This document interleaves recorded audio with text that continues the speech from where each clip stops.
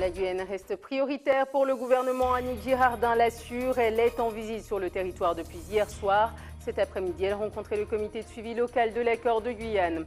L'ouragan Maria à l'assaut des Antilles. La Martinique est la première frappée par le cyclone de catégorie 4 sur 5.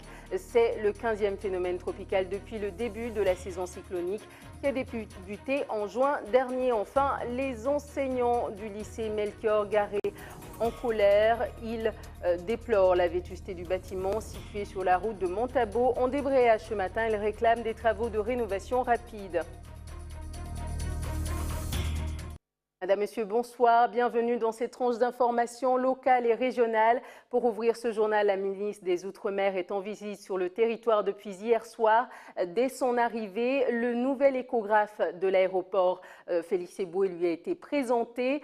Un échographe destiné à soutenir la lutte contre le trafic de drogue sur le territoire. Regardez. La ministre des Outre-mer, Annick Girardin, a commencé hier sa visite en Guyane, à l'aéroport Félix Éboué, où un nouvel outil dans la lutte contre le trafic de drogue lui a été présenté. L'échographe, un appareil qui vient renforcer les moyens des douaniers dans la lutte contre le trafic de cocaïne. Manipulé par un radiologue, l'appareil permettra aux douaniers de contrôler rapidement les passagers soupçonnés d'avoir ingéré des boulettes de cocaïne. Vous voyez les boulettes qui sont en haut, mais les boulettes derrière, vous ne savez pas, donc on est incapable de dire quelle est l'importance en fait des boulettes chez ce patient. On essaye aussi donc d'éviter que des mules mineurs prennent l'avion, vous le savez déjà, et donc d'ailleurs c'est 44 mineurs qui n'ont pas pris l'avion, donc grâce au dispositif que j'ai mis en place avec la PAF. Donc il y a pas mal de choses qui se font pour mieux lutter, être plus efficace dans le trafic que contre les stupéfiants. Et cet échographe fait partie donc du dispositif. La question de la sécurité, la question de la lutte contre les trafics de drogue, la question de la pêche illicite, de tout ce qui mobilise les forces de l'État pour qu'en Guyane on soit aussi dans un état de droit est extrêmement important. Les populations souffrent aujourd'hui d'une insécurité largement exprimée qui est à l'origine aussi des mouvements d'avril dernier. Il faut y apporter une réponse. Ces réponses, elles se font sur le moyen, le long terme, mais aussi sur le court terme en amenant des outils précis. C'est le cas effectivement de l'échographe ici à l'aéroport. La ministre s'est ensuite rendue au village chinois, ce quartier populaire de Cayenne, où de nombreuses actions sont menées. L'occasion pour elle d'échanger avec les habitants et de recueillir leurs sentiments. Pour moi, c'est une ministre très sympa, mais ça reste à voir qu'est-ce qu'il peut faire pour aider les jeunes Guyanais et comme moi qui sommes dans le pays, qui essayent de développer le pays. Après avoir échangé avec l'association Les Frères de la Crique, la ministre des Outre-mer a conclu sa première après-midi en Guyane par la visite de la Maison des Artistes. Pour en parler ce soir, nous recevons Philippe Grisé. Bonsoir, merci d'avoir accepté notre invitation. Bonsoir. Donc vous êtes le directeur des douanes de l'aéroport Félix Éboué. Non, je suis le directeur des douanes régionales de Guyane, de l'ensemble de la Guyane. Effectivement. Et donc, que vous apporte ce nouvel échographe à l'aéroport de Cayenne? Alors, l'échographe, c'est un moyen supplémentaire qui est à notre disposition pour lutter contre le trafic de stupéfiants, notamment dans le mode ingéré-inséré. Il y a des différents vecteurs de transport de stupéfiants, des valises, des conteneurs, d'autres choses. Et malheureusement, beaucoup de jeunes et de moins jeunes transportent à l'intérieur de leur corps des boulettes de cocaïne. Pratique d'ailleurs très dangereuse, mais aujourd'hui cet échographe, c'est un deuxième échographe parce qu'avant il en existait un déjà au char. Quelle différence de l'avoir plus près, de l'avoir plus loin? C'est pas tout à fait la même chose. Au char, il y a des échographes et des appareils de radiologie qui permettent de soigner et de détecter d'autres maladies. Quand nous avions des soupçons de personnes prenant l'avion et ayant ingéré, ou nous supposions qu'ils avaient ingéré des boulettes de stupéfiants, nous allions confirmer cette chose à l'hôpital, donc un déplacement long et supplémentaire. Avec cet échographe, nous pourrons confirmer les soupçons que nous avons d'ingestion au moment du passage pour prendre l'avion. D'un point de vue ressources humaines, comment va fonctionner cet échographe à l'aéroport? Cet échographe va être installé dans une salle qui va lui être dédiée, puisque l'aéroport, vous l'avez vu hier dans le reportage, est en rénovation. Donc il va y avoir une salle dédiée beaucoup plus grande que ce qu'on a vu pour la démonstration à Madame la Ministre. Et nous amènerons à un radiologue, médecin radiologue confirmé, les gens que nous soupçonnons de transporter. Comme je l'ai dit, c'est un moyen complémentaire, supplémentaire, puisque nous faisons toute l'année des contrôles et nous faisons de nombreuses saisies. Je rappellerai que l'an dernier, nous avons saisi 440 kilos de cocaïne en Guyane, pour la métropole la plupart du temps, et que les ingérés représentent un quart des quantités saisies. Donc cette année, nous avons aussi des résultats intéressants, puisqu'on est à plus de 220 kilos, et nous avons eu 6 semaines de chômage technique, et pour les trafiquants et pour nous, avec les mouvements de mars et d'avril. Donc les chiffres sont à relativiser. Est-ce que, grâce à cet échographe, vous allez pouvoir augmenter le nombre de saisies? On va pouvoir accélérer nos contrôles. Non pas forcément augmenter nos nombres de saisies, puisque nous avons d'autres moyens de détection. Nous faisons du ciblage sur les passagers, nous faisons un certain nombre de choses dont je ne vous parlerai pas ici, pour des raisons de sécurité. Pour des raisons de sécurité. Mais il faut savoir, il faut que les apprentis trafiquants, ceux qui vont être recrutés notamment dans le bassin de Saint-Laurent-du-Maroni, sachent qu'il y a un appareil supplémentaire qui risque de les envoyer malheureusement en prison pour un sacré bout de temps. Généralement, combien de passagers par vol sont soumis à ce genre de contrôle? Comment est-ce que vous faites? On en contrôle une dizaine par vol, et on en trouve... Au hasard ou... Non, il n'y a jamais de hasard. Il n'y a jamais de hasard, il y a de l'observation, il y a du ciblage qui est fait en amont, il y a rarement de hasard.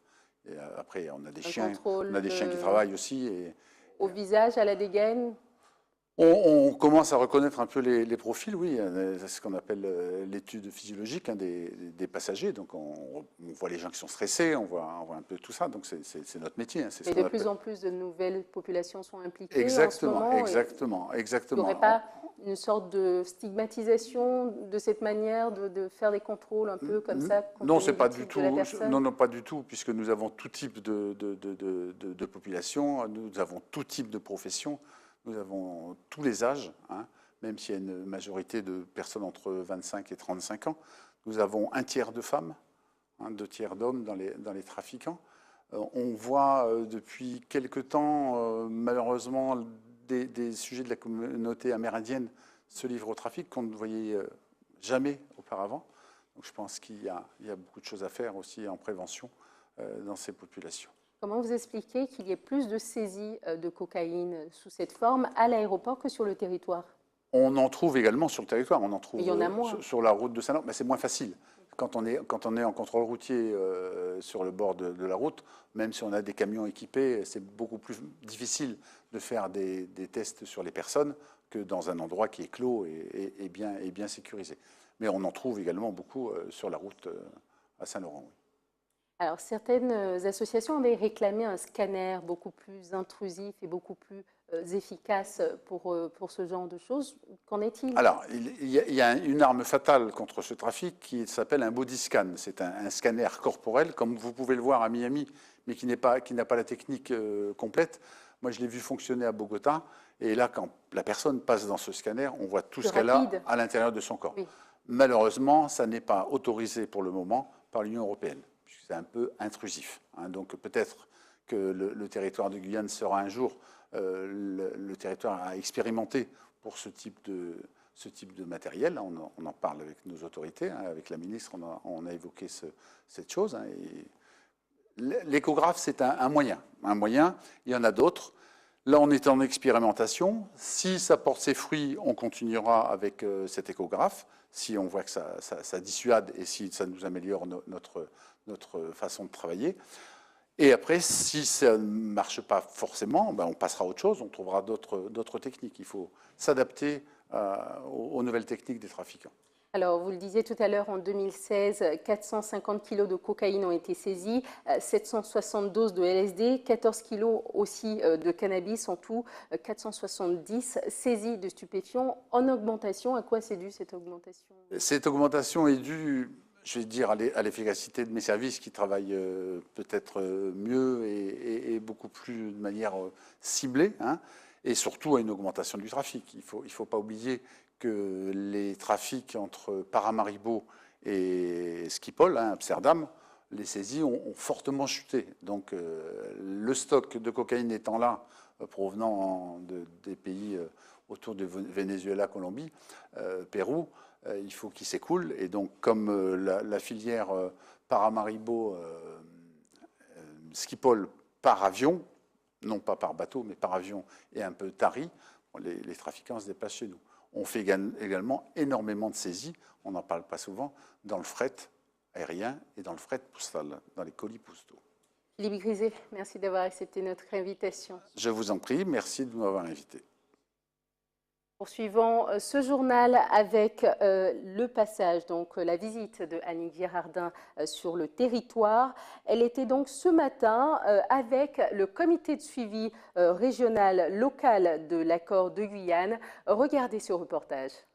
Pour la ministre des Outre-mer, c'était sa dernière étape, son dernier sujet à traiter, le suivi des accords de Guyane.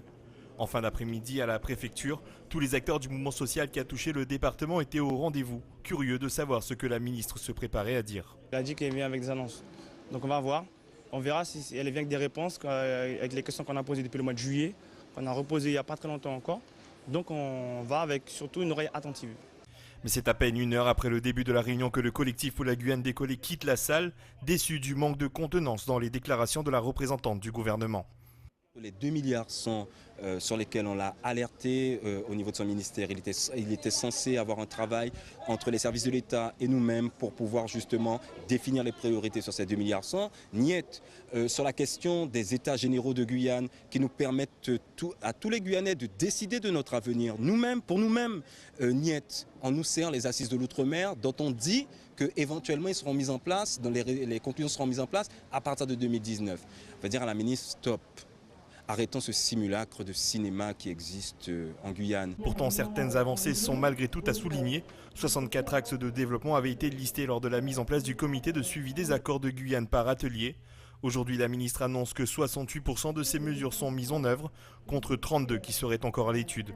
On a largement avancé, 100% des mesures d'urgence sont aujourd'hui faites ou en cours là d'être mis en place. Sur les mesures sectorielles, on est également au rendez-vous avec 77% des mesures qui sont déjà en route. Et puis, il y a toutes les mesures complémentaires dont certaines sont déjà réglées et d'autres nécessitent un vrai débat. Et un débat aussi de sens. Je suis une femme de terrain, une femme de dialogue qui peut comprendre la colère, qui peut comprendre l'amertume, qui peut comprendre que quand on répète les choses depuis 15 ans, on en a ras-le-bol. Mais en même temps, quelle est la solution? Il n'y en a pas d'autre que de travailler tous ensemble. On le doit aux Guyanaises et aux Guyanais. Et moi, les effets médiatiques, je ne suis pas là pour ça. La ministre des Outre-mer signe donc un passage mitigé en Guyane, mais là ne restera pas son dernier séjour sur le territoire. Elle devrait faire partie du cortège accompagnant le président de la République Emmanuel Macron, prévu en Guyane en fin de mois d'octobre prochain. De catégorie 4, Maria est le 15e phénomène tropical de la saison cyclonique. En vigilance violette, la Martinique connaît des vents en rafale jusqu'à 200 km/h.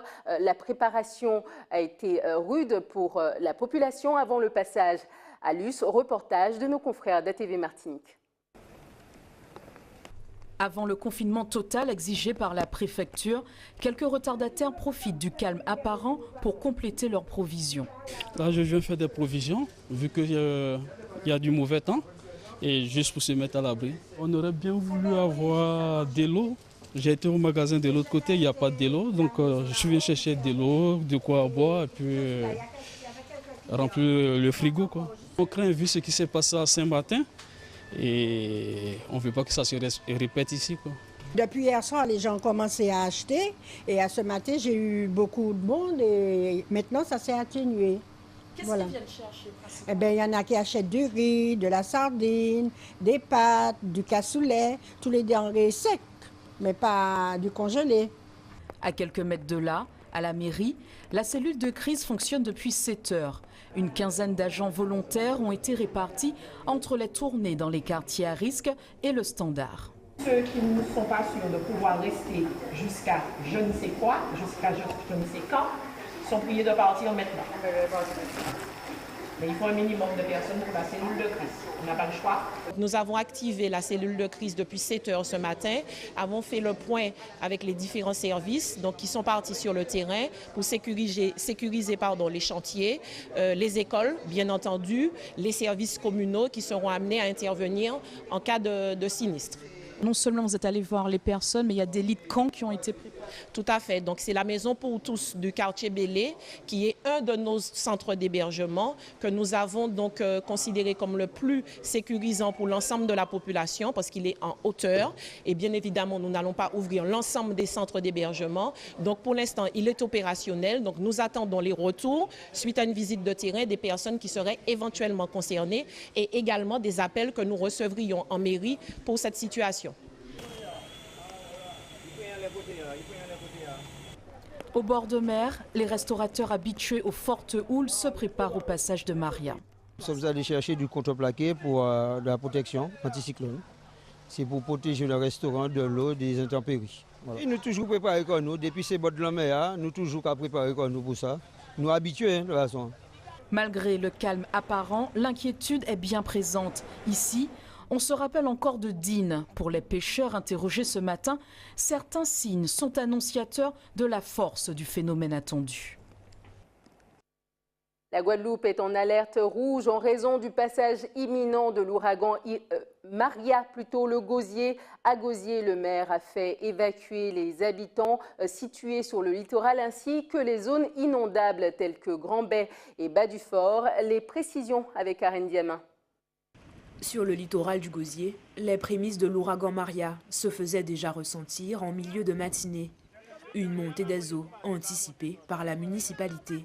Aujourd'hui, nous avons beaucoup insisté pour nos administrés qui sont sur le littoral, qui sont exposés, parce que j'ai demandé à la police d'aller sur le site, notamment du côté de Grand-Bay, pour demander à la population de bien considérer le danger qui est imminent et de se mettre à l'abri ou en allant chez les parents ou en regagnant des abris sûrs, notamment pour le secteur de Grand-Bay, ça sera le Palais des Sports.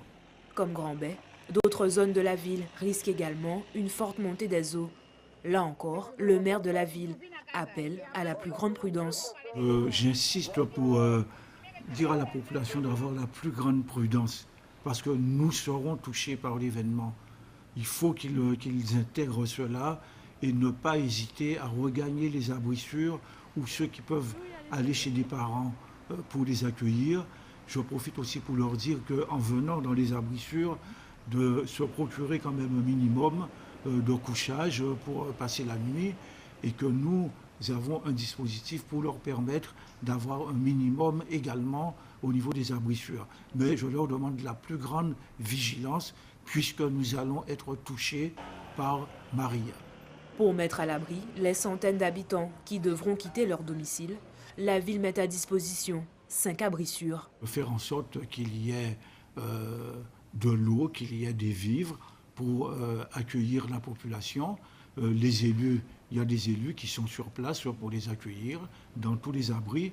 Je peux rappeler ces abris. Nous avons 5 abris sûrs, le Palais des Sports, l'école Germaine Lantin, l'école Saturnin-Jazor, l'école de Grande-Ravine et l'école de Margaillard, l'école Kléber-Moinette à Margaillard. Je recommande de ne pas prendre la route, mais surtout de regagner le plus tôt possible les abris sûrs, ne pas attendre que le phénomène soit actif. Il faut regagner les abris sûrs le plus tôt possible. Et je peux dire que dès midi, on pourra les accueillir, donc de ne pas hésiter. À 12 h, l'ensemble de l'archipel guadeloupéen a été placé en alerte cyclonique rouge. La plus grande prudence est recommandée. Social à présent avec les professeurs du lycée Melchior Garé en débrayage. Toute la matinée, ils protestent contre l'état de délabrement du lycée professionnel, mais aussi le manque de matériel pour les élèves. Aurore Gourceau, professeure de biotechnologie, était au micro de Joanne Manus. Ça fait des années que le lycée Melchior est laissé totalement à l'abandon et chaque rentrée, c'est de pire en pire. Donc la Guyane est descendue dans la rue en mars, on le sait, pour des services publics de qualité. Nous, on voit dans les faits que tout se dégrade. Donc plus personne, c'est très compliqué pour tout le monde, que ce soit les élèves, les enseignants, tous les personnels. Donc là, à un moment, on a envie d'avoir de vrais interlocuteurs, des réponses qui soient faites, une avancée dans les conditions de travail et d'études. Aucune prise en compte vraiment du mal-être des élèves et des personnels. Donc on nous promet, les travaux de garer la moitié de l'établissement. Ça fait plus de 15 ans qu'on nous les promet et on continue à nous promettre que les travaux vont être faits, que tout va être rénové. Et ça n'avance pas, donc il y a les travaux, mais il y a plein d'autres choses, quoi. Il y a les conditions de travail, il y a l'argent, la volonté politique d'investir dans cet établissement, quoi. Elle n'est pas là. Il y a des travaux qui se font dans l'établissement, puisqu'on leur a présenté déjà, on leur a annoncé qu'on a démarré la première tranche. Il s'agit de réhabiliter le lycée partie Garé, où là vraiment les travaux ont démarré. C'est un montant énorme, 8 millions d'euros. Et en même temps, en parallèle, on est en train de lancer les études pour pouvoir réhabiliter la partie Garé ici. C'est un programme de réhabilitation qui fait partie du programme pluriannuel d'investissement de la CTG. Donc c'est de l'argent du financement qui sont bloqués, qui existent.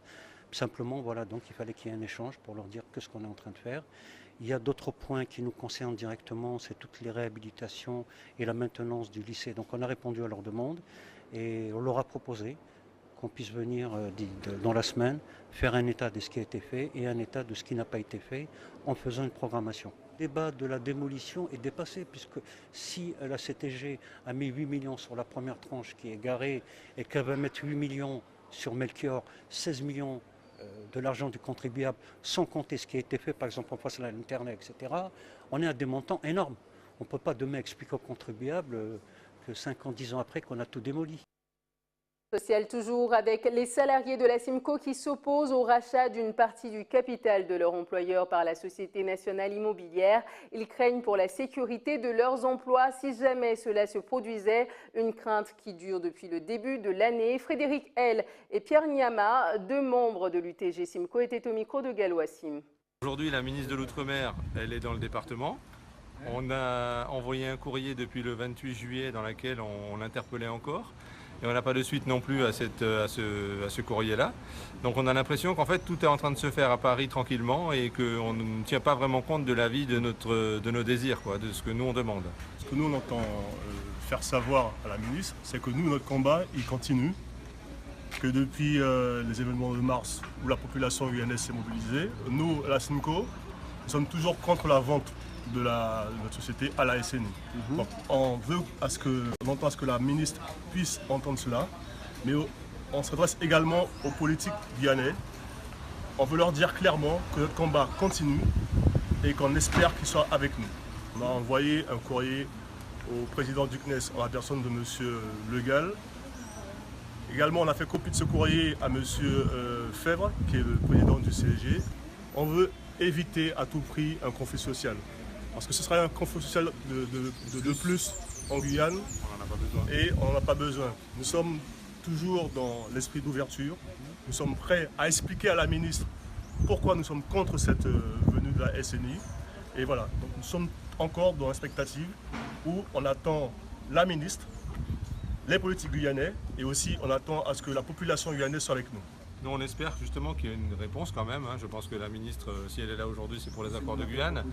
Mais je pense que donc elle est consciente du problème en Guyane. Donc je pense et on espère tous qu'il y aura quand même une suite favorable à notre demande. Et si vraiment ça ne devait pas se faire, on avisera de la suite qu'on donnera à notre mouvement.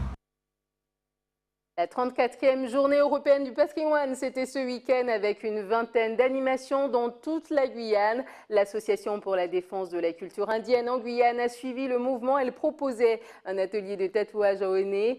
C'était au musée des cultures guyanaises. Reportage de Stéphane Govinda. La Guyane est multiple et les Indiens venus de Pondichéry ou de Madras après l'esclavage font partie des composantes de la société guyanaise et de son histoire. C'est l'arrivée des Asiatiques en Guyane. Donc il y a les Mongols, les Chinois, les Indonésiens. Voilà, c'est une très belle histoire. Moi, je représente la culture indienne. Donc je parle de ma culture. Quand une femme se marie, elle va se parer de toutes ces ornements avec des fleurs. Donc on laisse notre imagination se faire dans la mesure où la personne qui va faire le henné pour le mariage va faire un petit peu ce qui lui passe par la tête. Le patrimoine, ça peut être c'est culturel, donc ça peut être gastronomique, ça peut être dans la danse, ça peut être dans le côté vestimentaire. Voilà quoi, donc c'est ça notre patrimoine qu'on doit justement préserver. Des journées du patrimoine bien remplies, Des musées ouverts, des visites guidées à Cayenne et sur tout le territoire, pour le plus grand plaisir des visiteurs un peu curieux. Donc c'est intéressant de voir ces différentes cultures et patrimoines qu'on peut retrouver ici. Oui, c'est intéressant de voir la multiplicité des choses. Les musées sont ouverts, il y a des animations ouvertes à tout public, gratuites en plus, et c'est vraiment l'occasion de s'approprier sa culture. Les gens viennent en famille, c'est très convivial. Voilà, on a eu beaucoup de monde cette année. Je pense qu'on a dû pratiquement doubler la fréquentation de l'an dernier. Le patrimoine se vit tous les jours, il faudra la contribution de tous pour le préserver. Voici arrivé à la fin de cette édition. Voici les titres que nous avons développés. La Guyane reste prioritaire pour le gouvernement. Annick Girardin l'assure. Elle est en visite sur le territoire depuis hier soir. Cet après-midi, elle rencontrait le comité de suivi local de l'accord de Guyane. L'ouragan Maria à l'assaut des Antilles. La Martinique est la première frappée par le cyclone de catégorie 4 sur 5. C'est le 15e phénomène tropical depuis le début de la saison cyclonique. Enfin, les enseignants du lycée Melchior en colère, ils déplorent la vétusté du bâtiment situé route de Montabo. En débrayage ce matin, ils réclament des travaux de rénovation rapide. Merci de nous avoir suivis. Prochain point de l'actualité dans quelques instants avec nos confrères de BFM TV. Je vous souhaite une excellente soirée sur ATV Guyane.